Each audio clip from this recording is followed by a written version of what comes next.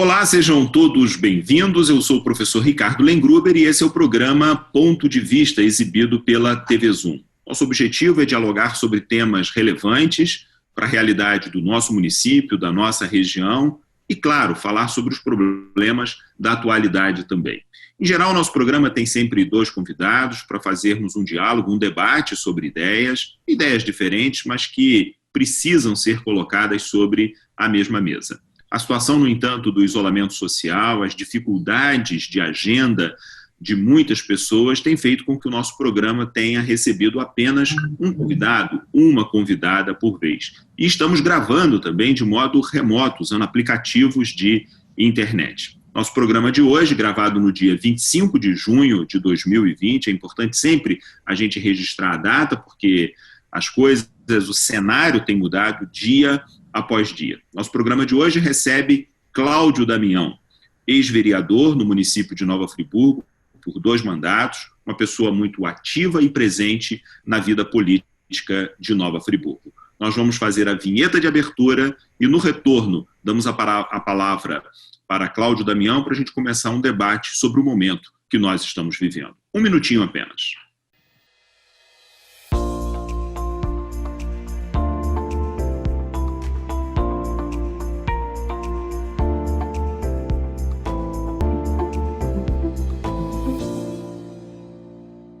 Olá, estamos de volta, programa Ponto de Vista de hoje, recebendo Cláudio Damião, ex-vereador em Nova Friburgo, por 2 mandatos. Cláudio, muito obrigado pela sua presença, pela sua disponibilidade em voltar ao programa Ponto de Vista. Recordo que no ano passado você esteve conosco, junto com o Dr. Jefferson Rodrigues, representante do Ministério Público do Trabalho. Tivemos um bate-papo excelente sobre questões de natureza trabalhista, tanto no país quanto na cidade de Nova Friburgo. Muito obrigado pela sua presença conosco. Bom, Ricardo, eu que agradeço, cumprimento aí a todos os nossos telespectadores. Uma enorme oportunidade de falarmos das questões mais variadas, né, que dizem respeito aqui ao nosso município. Se naquela ocasião falávamos, junto com o Dr. Jefferson, de um tema absolutamente importante, ele retorna hoje à agenda nacional, né, como um fator também determinante, que é o desemprego, né?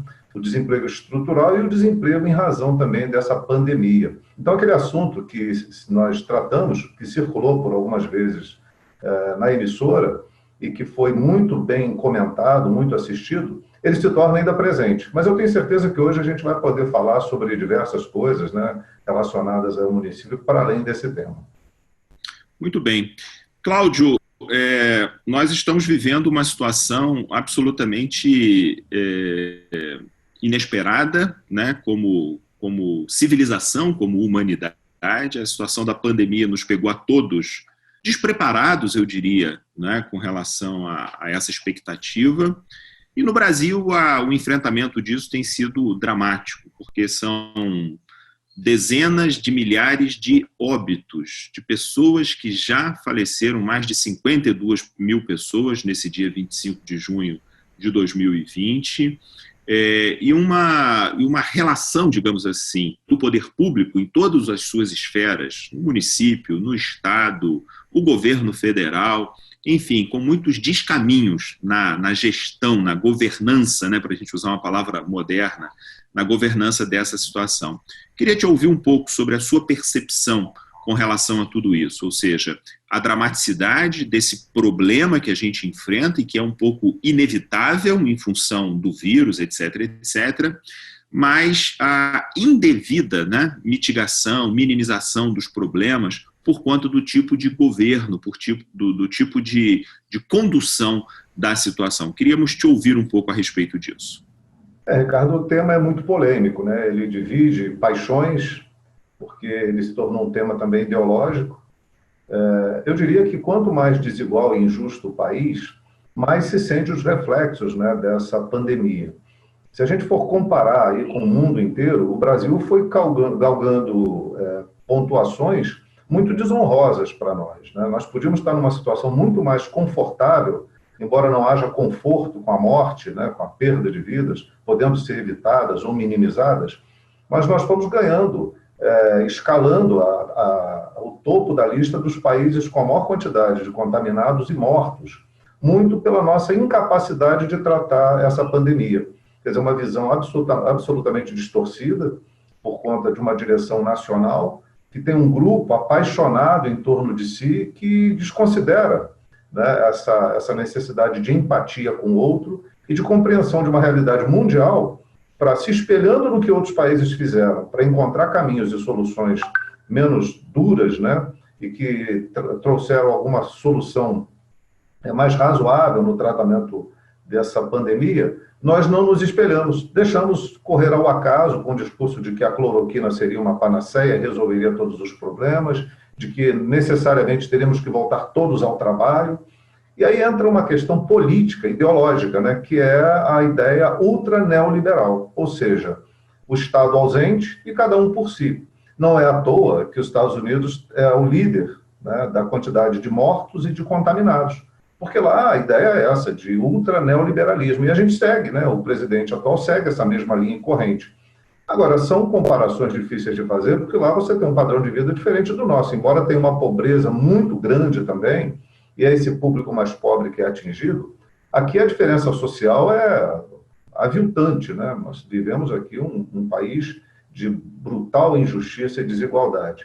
Embora essa doença tenha um caráter, de certa forma, democrático, se assim pode se dizer, porque ela não escolhe o alvo a ser contaminado, não se pode deixar de considerar que as pessoas mais bem aquinhoadas têm muito mais condições de se proteger, ficam menos expostos, têm mais recursos à sua disposição para se curar da doença ou para buscar o socorro à doença do que as pessoas mais pobres, que precisam sair de casa e vão pegar o ônibus lotado, porque faltou uma política pública para o transporte.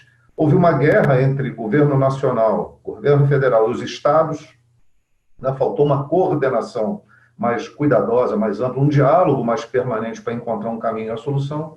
Quer dizer, gerou-se mais conflito, na verdade, do que solução. Eu postei no meu Facebook que já temos mais de 54 mil mortes, mas não temos um ministro da Saúde.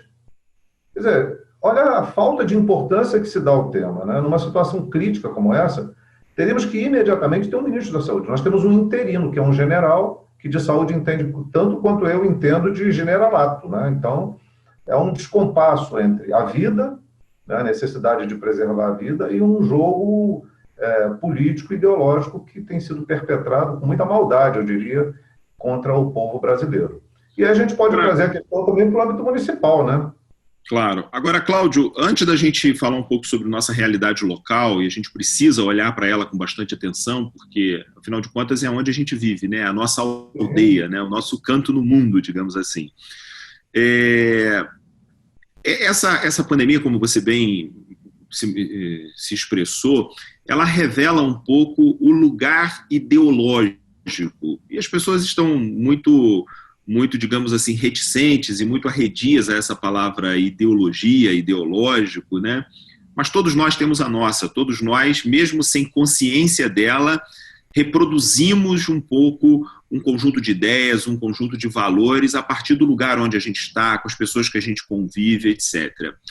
Na opinião do Cláudio Damião, cidadão, ex-vereador, pessoa pública, qual seria o papel do Estado, e quando me refiro ao Estado, eu estou me referindo ao município, eu estou me referindo ao governo do Estado, ao governo federal, aos governos pelo mundo, no enfrentamento de uma situação dessa. Minha pergunta tem a ver com o fato de que a nossa visão sobre isso revela um pouco a nossa visão sobre a sociedade como um todo. E há visões diferentes. Você falou um pouco sobre a questão neoliberal, os exemplos que a gente vem recebendo da América do Norte, especialmente dos Estados Unidos, não são bons exemplos, né? A cidade de Nova York, o estado de Nova York, apresentou nos últimos dias o maior número de contaminações em um determinado período de tempo, ou seja, a escalada da contaminação por lá também está de maneira desenfreada, né? Claro que com quantidade de dinheiro disponível, esses efeitos são minimizados, é óbvio, não é? Mas a situação é muito grave. Então eu queria saber do Cláudio Damião. Cláudio Damião, como pessoa pública, qual é o papel dos governos, do Estado, nesse momento, na sua opinião?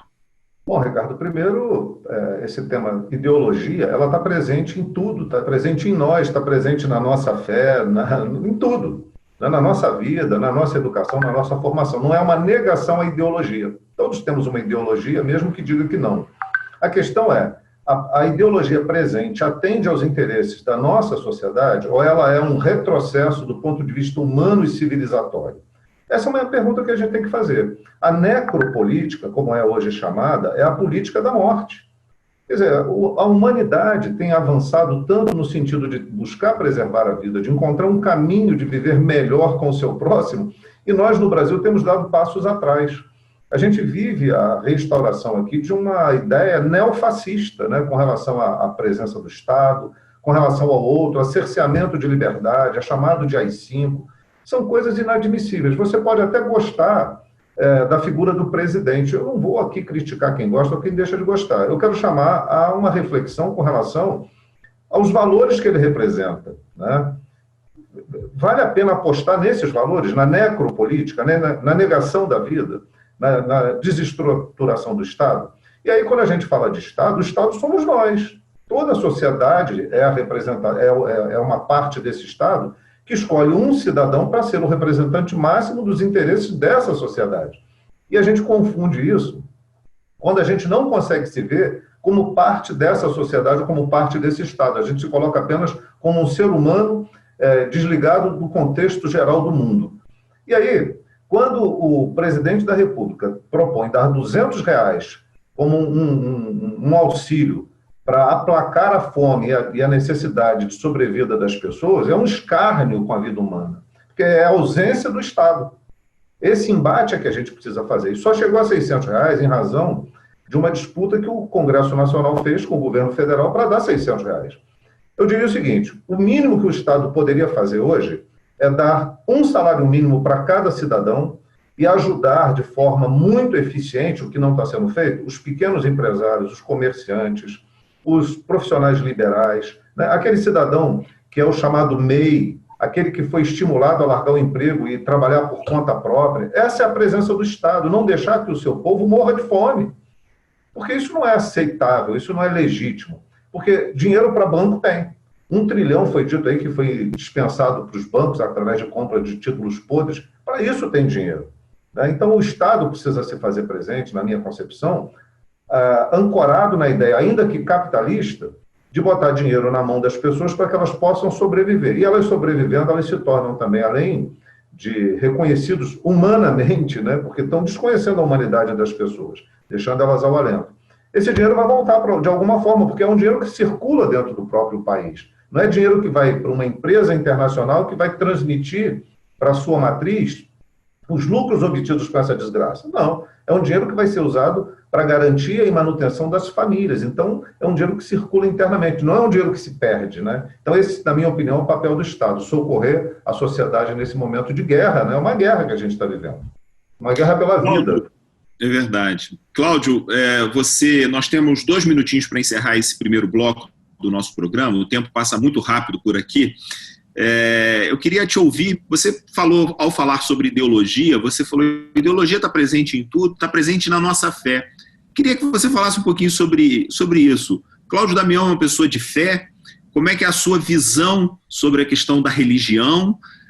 Pergunto especialmente por causa desse momento, né, em que a gente precisa, de alguma maneira, olhar para horizontes de esperança num mundo tão desesperançado como o nosso. Eu queria contar com o seu poder de concisão por causa do tempo, mas queria te ouvir um pouquinho sobre esse assunto. Eu acho isso. A minha fé me aponta para o Cristo. Ideologicamente, o Cristo não estava ao lado dos magnatas, dos banqueiros, dos ricos. Ele estava do lado da população que mais precisava. Isso é uma visão ideológica. Quer dizer, o Estado, a política, tem que estar a serviço da maioria. Compreendendo a dimensão da fé e a dimensão do Cristo, nós não podemos dar as costas para ele. E muitas vezes, pessoas que se dizem cristãs se voltam de costas para o Cristo, né? E de frente para o interesse do dinheiro, do capital, da ganância, em detrimento da vida do outro. Fala-se tanto de esperança, de fé, e nós precisamos estar permanentemente nos alimentando de fé e de esperança, mas de olho no Cristo, que é o nosso exemplo. Muito bem. O programa Ponto de Vista de hoje está recebendo Cláudio Damião, ex-vereador, durante 8 anos em Nova Friburgo. No próximo bloco, nós voltamos com esse bate-papo falando sobre a nossa realidade local, sobre Nova Friburgo, sobre política, sobre pandemia, enfim, sobre a nossa vida por aqui. Espere, são 2 minutos apenas, daqui a pouquinho a gente está de volta.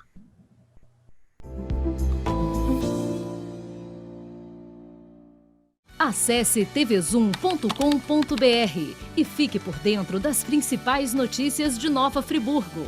É o jornalismo de 19 anos com a marca TV Zoom, agora também em um portal de notícias. tvzoom.com.br, a sua notícia na internet.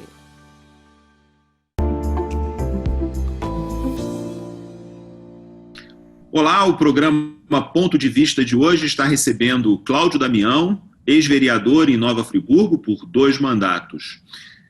No bloco anterior, conversamos sobre a pandemia, sobre os reflexos disso na sociedade brasileira, sobre a postura, a conduta do governo, especialmente do governo federal. Falamos um pouco sobre ideologia, falamos inclusive sobre fé e sobre religião. Cláudio, eu queria te ouvir um pouco a respeito de Nova Friburgo. Qual é a sua impressão geral, generalizada, sobre a maneira com a qual nosso governo municipal está tratando a questão, está conduzindo essa crise, que não é uma crise local, mas que tem os seus reflexos na vida concreta das cidades, porque, afinal de contas, é por aqui que a gente vive. Ricardo, muito boa pergunta. Eu tenho acompanhado esse governo desde o início, e ninguém mais do que eu tem pontuado questões que são de interesse público no aspecto à gestão municipal, né, sem desmerecer ações de nenhum outro. Mas eu não estou na vida pública, diretamente, com cargo eletivo, mas não deixo de cumprir meu papel cidadão, que eu acho que é o papel que todos nós devemos desempenhar sempre. Eu venho cobrando do governo municipal, e inclusive entrei com uma representação no Ministério Público, logo no início do mandato do prefeito, cobrando a ele um programa de metas do governo. O que ele faria? Porque ele disse na campanha uma coisa, ele tem que agora cumprir ao longo do mandato. Isso é uma lei. Existe uma lei municipal que regula isso, o papel que o prefeito vai desempenhar ao longo do seu mandato. E ele não apresentava o programa de metas do governo, né? Na verdade, até hoje ele não apresentou. Ele botou lá um espelho do que ele propôs durante a campanha, mas sem nenhuma sintonia com a realidade. Outra questão é a falta de transparência. Eu sou autor das leis de transparência que foram feitas aqui no município, a maior parte delas, né? Tirando a lei federal, eu fiz um aperfeiçoamento para a realidade municipal, e cobrei o tempo todo essa necessidade de transparência, porque nós temos que conhecer a realidade, é um direito de todos nós. Eu fiz isso, inclusive, como vereador. Eu prestava contas do mandato, eu cobrei eficiência e transparência das ações da Câmara, tribuna livre, Câmara itinerante, a lei que criou a Comissão de Legislação Participativa. Quer dizer, é preciso que haja uma interação maior com a sociedade e dar à sociedade o direito de interagir e participar, não só no período de eleição, mas permanentemente. Então, do meu ponto de vista, olhando do aspecto crítico, não é pessoal, é um governo em absoluto desalinho com os interesses do município. Não há uma projeção de meta, de proposta, de interesse em cuidar das questões mais importantes para tocar na saúde, que hoje é o que mais dói em todo mundo. Nós temos o 8º secretário de saúde, que é uma pessoa muito bacana, que todo mundo gosta, uma figura, né, querida no município, mas não entende nada de saúde. E não sou eu que estou dizendo, foi ele mesmo que disse. Né? Nós não temos hoje um subsecretário de saúde, porque o que estava na função saiu já faz mais de um mês para concorrer à eleição. Então, nós não temos um olhar adequado para os problemas da saúde, porque não tem um projeto para a saúde no município. Essa é uma das principais deficiências que eu enxergo. Né? Não há um respeito, por exemplo, ao Conselho Municipal de Saúde. Nós que atuamos juntos no Conselho Municipal de Educação, e você permanece até hoje à frente do Conselho, sabe o quanto é importante o papel dos conselhos, né? Conselho, a gente não recebe o conselho dos pais, né? Então nós, como conselheiros, estamos aconselhando o governo a tomar decisões e medidas que atendam aos interesses da população. Isso é um formato democrático que foi encontrado para que houvesse uma maior participação e não um controle rígido e total e absoluto pelo mandatário da vez. Então, eu tenho críticas concretas, reais, e tenho cobrado ações ao governo municipal que digam respeito a uma melhoria na qualidade e eficiência da saúde. Isso vai sobre vários aspectos. Só para citar um, há coisa de 3 meses eu entrei com uma representação no Ministério Público questionando por que a Prefeitura contratou um serviço de troca de todo o parque de iluminação pública do município por 47 milhões de reais através de uma modalidade chamada adesão à ata do município de Araguaiana, no Tocantins, e não fez a licitação por aqui. E principalmente porque fez isso no momento em que a gente está numa crise de pandemia, que o mundo inteiro estava olhando essa situação de pandemia, e o prefeito vai gastar quase 50 milhões de reais com a troca do parque de iluminação pública, considerando que ainda tem um contrato de 820 mil reais para trocar a lâmpada queimada. Então, eu entrei com uma representação no Ministério Público porque o prefeito não responde aquilo que você questiona. Ele simplesmente ignora. E acho que é ainda mais grave, a própria população não tem se movimentado e tem ignorado essa questão. Por mais que a gente torne público, é preciso uma pressão popular com relação a isso. Uma outra medida questionando nesse aspecto. A Câmara Municipal recebe as subvenções da Prefeitura para garantir o seu orçamento durante o ano. E, ao final do ano, devolve parte daquilo que sobrou. Eu propus à Câmara que antecipasse a devolução, antecipasse com destinação específica e exclusiva para atender as famílias que estão passando necessidade, assim como os 47 milhões. Podia ser empregado para essa finalidade, os recursos da Câmara também. Só para rapidamente dar aqui um balanço com relação a algumas ações que eu iniciei. Agora, Cláudio, eu tenho recebido aqui no programa Ponto de Vista personalidades públicas de Friburgo e de região, alguns dos quais se apresentaram como pré-candidatos a concorrer para a Prefeitura de Nova Friburgo em semanas anteriores. Você falou sobre eleição. Cláudio Damião é pré-candidato, tem pretensões de natureza político-eleitoral no ano de 2020? Ricardo, eu sou pré-candidato, já declarei isso faz bastante tempo, venho trabalhando, um programa de governo que inclua as pessoas, que tenha realmente um pé na realidade, que possa trazer uma transformação social importante, que tenha um foco especialmente cuidadoso, amoroso, atencioso à saúde. Nós temos que mudar esse quadro. E eu me alimento exatamente de uma pergunta que você me fez. Eu me alimento da fé. Eu acredito, eu tenho fé que as pessoas vão querer mudar esse quadro. E não vai mudar esse quadro chutando o pau da barraca, como se diz no ditado popular, fazendo uma escolha aleatória do novo ou do improvisado. Eu acho que as pessoas vão querer apostar na experiência, na honestidade, na competência, na vivência política, num convívio real com os projetos que são factíveis e possíveis de realizar.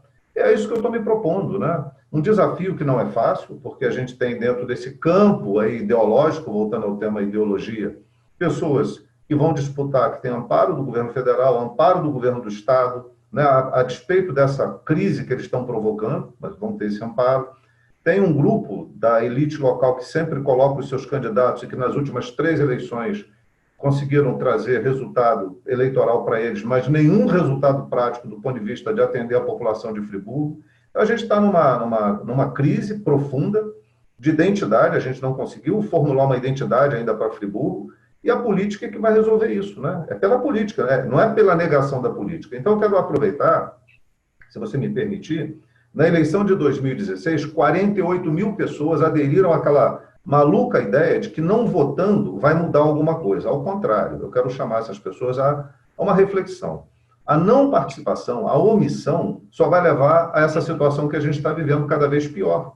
Porque quem compra voto, quem tem um capital financeiro e convence através de meios ilícitos, e não vamos aqui ignorar que há esse processo de convencimento através de oferta de coisas, ajuda a manter essa estrutura viciada. Então, se você quer, de fato, mudar alguma coisa, participe, compareça, vote, estimule as pessoas, não traga esse discurso vencido de que não adianta votar. As mudanças só vieram a partir do momento em que as pessoas foram para as ruas e participaram, seja através de manifestação pública, seja através do seu voto expresso na urna. Mas um voto consciente, um voto consequente. Não pode ser um voto desarrazoado do pior, quanto pior, melhor, como tem visto. A gente tem visto acontecendo aí de um modo geral aí pelo nosso país e pelos diversos rincões do país, Então, vamos chamar a nossa responsabilidade. Vamos usar isso como um elemento de fé no futuro. Sem dúvida, sem dúvida. Eu acho que o seu chamamento, a atenção de todos para a questão do voto nesse momento. A gente sabe que a democracia não é apenas o voto, mas começa por ele, ou seja, a gente precisa, pelo menos, participar desse momento. É bastante interessante. Aqui no programa Ponto de Vista, eu tenho repetido isso em outras oportunidades, sobre a necessidade da nossa participação, né? Uma participação que passa necessariamente também pelo voto. Cláudio, você identificou como talvez o problema mais grave, ou pelo menos aquele problema que mais aparece para a população, o setor da saúde pública em Nova Friburgo. Cláudio Damião, vencendo as eleições de 2020 para a Prefeitura de Nova Friburgo, o que é que pensa do ponto de vista prático, do ponto de vista da execução para a melhora, para a reorganização desse setor, a saúde, em Nova Friburgo? Ricardo, você colocou a palavra certa. Reorganização. É uma balbúrdia, uma confusão total. Gente desqualificada, despreparada, não é desqualificada do ponto de vista humano, é desqualificada para a função, exercendo funções de mando que não conhecem. E pessoas que conhecem o assunto estão em cargos importantes, talvez, inclusive dentro da estrutura da saúde, mas sem projeção para as decisões. Então, a gente tem que inverter essa lógica. Dentro da estrutura pública tem gente muito capaz, muito competente e tem que se alçado a cargos de comando com visibilidade para a gente radicalizar a mudança na saúde. Porque radicalizaram para destruir a saúde, para desestruturar a saúde. A gente vai ter que tomar um caminho de volta, de reorganização, com planejamento, com qualificação, com um plano de cargos e salários para as equipes de saúde, geral de saúde, né, os trabalhadores gerais da saúde. A estratégia de saúde da família precisa ser remontada, retomada, reorganizada, valorizada. Se nós tivéssemos hoje a estrutura da saúde da família bem delineada, bem organizada, a gente tinha um mapa do município com relação, inclusive, à pandemia. Tá? Então, as unidades de saúde nos bairros, elas precisam ser fortalecidas. O sujeito não tem que ir para dentro do Raul-Setan. O primeiro espaço de atendimento dele tem que ser a unidade básica de saúde, onde ele tem um vínculo, onde o médico conhece ele pelo nome, sabe da família dele, da história dele. Tem que fortalecer essas estruturas nos distritos, sabe? Nós hoje, se tivermos uma situação de calamidade no município, dificilmente teremos, inclusive, uma ambulância para socorrer as pessoas. São coisas básicas, de estruturação básica. Então, nós precisamos rever a estrutura da saúde, reorganizar a estrutura da saúde, reformatar a secretaria para a Fundação Municipal de Saúde, para dar autonomia, porque essa mudança para a secretaria ela foi danosa, concentrou tudo na prefeitura, atrasou as licitações, né? Botou tudo na mão do prefeito, deu poder político a ele, mas não deu eficiência no processo e no sistema. Então, no nosso programa, hoje a saúde é a questão prioritária, um desafio total, que a gente vai trabalhar em sintonia com o Conselho Municipal de Saúde, com os profissionais da saúde, para dar uma resposta ao outro cidadão, aquele que está lá na ponta, dependendo de uma atenção mais qualificada. E não é por falta de recurso, o recurso vem. O problema é que, no meio do caminho, além dos desvios, né, que acontecem, há uma má capacitação para a utilização desses recursos. Então, a gente tem que fechar a torneira da corrupção, do esquema, né, e qualificar melhor a utilização dos recursos, inclusive com manutenção de estoque de remédio, de insumos. Não dá mais para o paciente internado pedir à família para comprar para ele o remédio, a fralda, todos os produtos mais básicos que naturalmente deveriam ser fornecidos pela estrutura da saúde pública do município. Cláudio, nosso programa está chegando ao final, nós temos um minutinho para encerrar. Embora você tenha acabado de dizer que a questão do recurso não é um problema, porque ele, de alguma maneira, ele chega, mas é um problema na prática do orçamento do município, porque, digamos, o cobertor é um pouco menor ou bem menor do que as necessidades todas que a gente tem na cidade. Num governo do Cláudio Damião, que tipo de escolha seria feita com o orçamento público? Ou seja, quais seriam as prioridades? Exatamente, você disse a palavra, prioridade. O prefeito vendeu as ações da Energisa por 26 milhões de reais, desapropriou um terreno no Suspiro por 6 milhões, ia gastar 800 e tantos mil para fazer uma pracinha em Olaria, 4 milhões estão destinados para a reforma da Praça Getúlio Vargas. Agora, qual é a estrutura de prioridade que ele empregou para recuperar a saúde no município? Zero. Então, não tem prioridade. O nosso olhar é absolutamente diferente do olhar dessas últimas gestões que a gente tem acompanhado, inclusive disputado com elas e criticado. Hoje está na mão da população escolher o seu caminho. Ou vai para uma aventura, né, sem nenhuma possibilidade de dar certo, ou aposta na honestidade, na experiência, na integridade, na capacidade de fazer e na visão que a gente tem com relação a uma estrutura pública que atenda, de fato, a população de Nova Friburgo e não a grupos, né, como a gente tem visto aí, que se apoderaram da estrutura do município para atender meia dúzia. A gente quer atender os 200 mil habitantes de Nova Friburgo. Muito bem. Eu gostaria muito de agradecer a presença de Cláudio Damião, ex-vereador aqui no programa Ponto de Vista, pela sua disponibilidade em conversar conosco. Espero, Cláudio, que a gente tenha outras oportunidades em outros momentos para dialogar sobre Friburgo, sobre nossa realidade, sobre, enfim, as demandas, né, e os desafios que nossa cidade tem. Agradeço também a você, nosso amigo telespectador, telespectadora, por ter nos acompanhado até aqui. Semana que vem a gente volta com o programa Ponto de Vista, outro convidado, outra convidada, e um tema seguramente de relevância local e nacional para todos nós. Muito obrigado e até a próxima.